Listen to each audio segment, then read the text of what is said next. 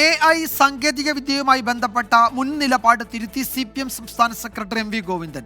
നിർമ്മിത ബുദ്ധിയിലൂടെ ഉൽപ്പാദിപ്പിക്കുന്ന സമ്പത്ത് മുതലാളിത്ത രാജ്യങ്ങളിൽ കുന്നുകൂടുമെന്നും അത് ചൂഷണത്തിന് വഴിവെക്കുമെന്നുമാണ് MV ഗോവിന്ദന്റെ പുതിയ നിലപാട്.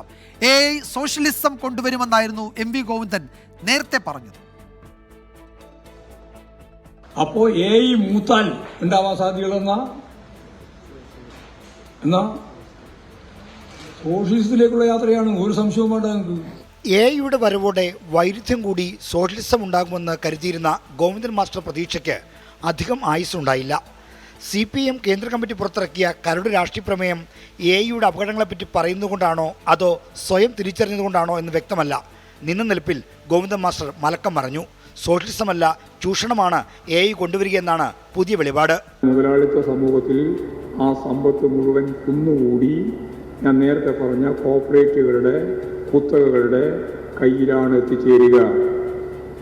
വലിയ പോരാട്ടങ്ങൾക്ക്, സമരങ്ങൾക്ക്, തൊഴിലില്ലായ്മ ഉൾപ്പെടെയുള്ള പ്രശ്നങ്ങൾക്ക് അത് ആധാരമാവുമെന്ന കാര്യത്തിൽ യാതൊരു സംശയമില്ല. AI പറ്റിയുള്ള താത്വിക അവലോകനം കരട് രാഷ്ട്രീയ പ്രമേയം ശരിവെക്കാത്തത് പാർട്ടിയുടെ സൈദ്ധാന്തികനായ MV ഗോവിന്ദൻ മാസ്റ്റർക്ക് ക്ഷീണമായി. അദ്ദേഹം കൂടി അംഗമായ പൊളിറ്റ് ബ്യൂറോയും കേന്ദ്ര കമ്മിറ്റിയുമാണ് കരട് രാഷ്ട്രീയ പ്രമേയം ചർച്ച ചെയ്ത് തയ്യാറാക്കിയത്. 24 തിരുവനന്തപുരം.